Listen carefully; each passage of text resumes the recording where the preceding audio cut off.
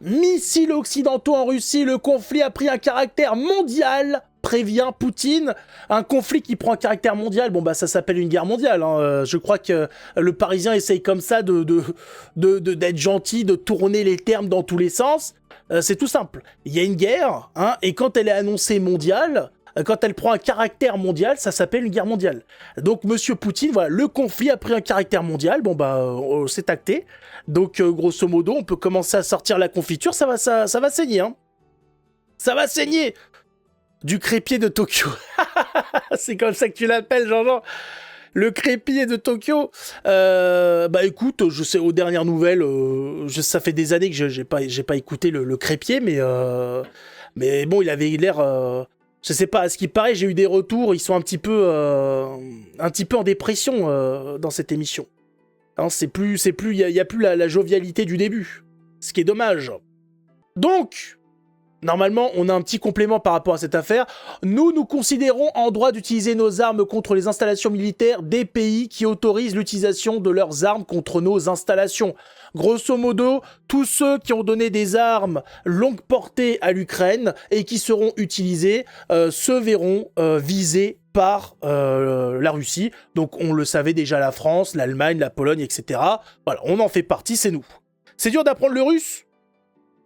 À ce qui paraît, en venant du français, c'est pas trop compliqué. En réponse à l'utilisation d'armes à longue portée américaines et britanniques, les forces armées russes ont lancé une frappe sur des installations de l'industrie de défense ukrainienne. L'un des plus récents systèmes de missiles russes à moyenne portée a été testé dans des conditions de combat. Il s'agit d'un missile balistique doté d'une ogive hypersonique non nucléaire. Nous considérons en droit d'utiliser nos armes contre les installations militaires des pays qui autorisent l'utilisation de leurs armes contre nos installations. Et en cas d'escalade des actions agressives, nous répondrons de manière décisive et réciproque. Je recommande aux élites dirigeantes des pays qui envisagent d'utiliser leur contingent militaire contre la Russie d'y réfléchir sérieusement. En réponse à l'utilisation d'armes à longue portée américaines et britanniques, les forces armées russes ont lancé une frappe sur des installations de l'industrie de défense ukrainienne. L'un des plus récents systèmes de missiles russes à moyenne portée a été testé dans des conditions de combat. Il s'agit d'un missile balistique doté d'une ogive hypersonique non nucléaire. Nous considérons en droit d'utiliser nos armes contre les installations militaires des... On l'a vu, c'est bon. Il y a une jolie youtubeuse qui donne des cours de russe. Bah voilà, il y a les combines. Moi, je suis perdu par rapport à Poutine. Il y a trop d'opinions contradictoires sur lui. Mais là, on va pas chercher des opinions. Est-ce qu'on apprécie, est-ce qu'on n'apprécie pas Poutine?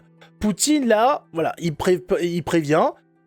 Ceux qui ont participé, ils rentrent dans le bal. Donc, on rentre sur un conflit mondial. Maintenant, ceux qui participent, qui se préparent, voilà.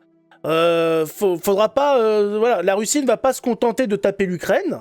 Elle tapera tous ceux qui participeront de près ou de loin à cette guerre. Simple. Simple. Hein? Il n'y a plus de no wave pour Poutine.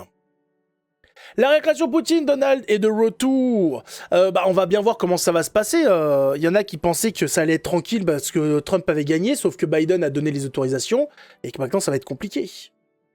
Pour ce cadeau de départ. Ouais, franchement, une guerre avant de partir, c'est quand même chiant, quoi. Une guerre mondiale, voilà.